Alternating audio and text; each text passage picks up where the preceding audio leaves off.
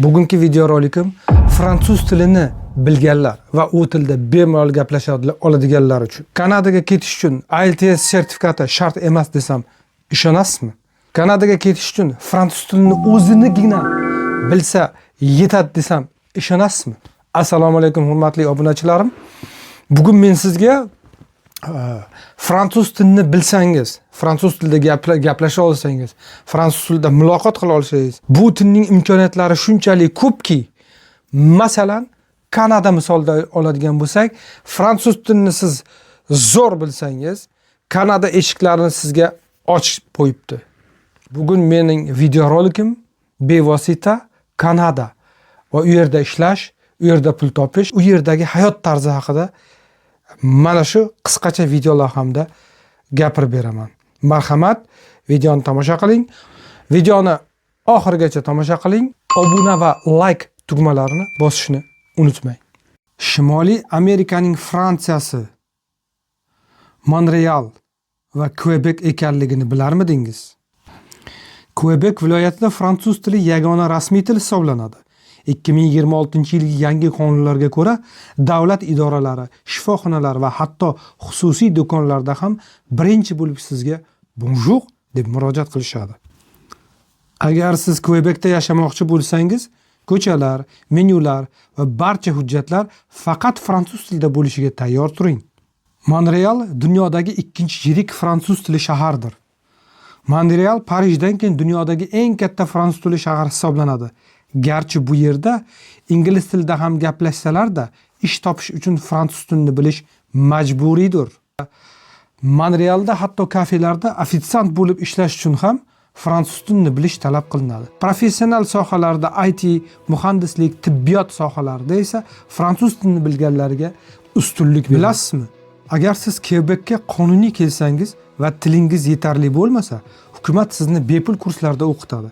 Eng qizig'i, o'qiganingiz uchun sizga haftasiga stipendiya taxminan 200-230 Kanada dollarida to'laydi. Ya'ni fransuz tilini o'rganib ham bilim, ham pul olasiz. Fransuz tilini mukammal bilsangiz, 2026-yilda quyidagi o'rtacha yillik maoshlarni kutishingiz mumkin.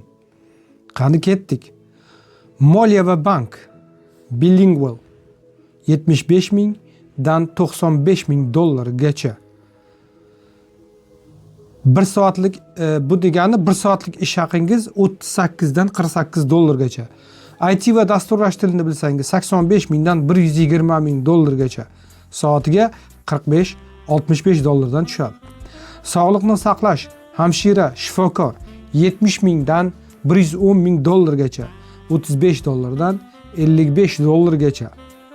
O'qituvchilik, fransuz tili 52 ming dollardan 75 ming dollargacha, soatiga 28-38 dollardan. Mijozlar bilan ishlash 50 ming dollardan 65 ming dollargacha, ya'ni bu gastnitsa xizmati, administratsiya xizmatlari bo'ladi. Ya'ni soatiga 25-32 dollardan. Transport va logistika sohasida 45 ming dollardan 60 ming dollargacha yiliga daromad qilishingiz mumkin.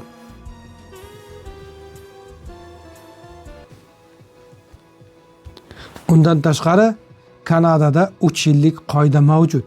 2026-yil yanvar holatiga ko'ra Quebecda 3 yildan ortiq ishlayotgan har bir xorijlik ishchi o'z ruxsatnomasini yangilashi uchun kamida 4-darajali, ya'ni échelle québécoise og'zaki fransuz tili bilimiga ega ekanligini isbotlash shart. Bu degani, fransuz tilini bilmasangiz Kanadada qolish imkonsiz. Videorolikimizning eng asosiy qismi immigratsiya kvotasi haqida gapiradigan bo'lsak, 2026-yilda Quebec shahrining o'ziga 45 mingtadan ortiq doimiy yashash ruxsatnomasi berilishi kutilmoqda va ularning deyarli barchasi fransuz tilini biluvchilarga ajratilgan. Ikkinchi, Montreal va Quebec farqi. Montrealda ingliz tili bilan yashasa bo'ladi, lekin yaxshi ish, professional job topish uchun fransuz tili shart. Quebec shahrida esa fransuz tilisiz hatto non sotib olish ham qiyin bo'lishi mumkin. Uchinchisi, bepul o'qish. Agar siz Quebekka ishchi bo'lib kelsangiz, hukumat sizga ishdan bo'sh vaqtingizga fransuz tili o'rganish uchun bepul kurslar beradi va har bir soatingiz uchun pul to'laydi. Bilasizmi, nima uchun hozir Kanadaga ingliz tili bilan borish qiyinlashib ketdi? Chunki Kanada hukumatı aynan fransuz tili mutaxassislari uchun yashil yo'lak ochib qo'ygan. Agar siz fransuz tilini bilsangiz, ballar jangida yutib chiqasiz va 2026-yilda osonlik bilan o'rtacha 5,000–6,000 dollar oylik oladigan ishga kirishingiz mumkin. Xullas do'stlar, ko'rib turganingizdek 2026-yilda Kanada, ayniqsa Quebec viloyati fransuz tilini bilganlar uchun haqiqiy imkoniyatlar maskaniga aylangan.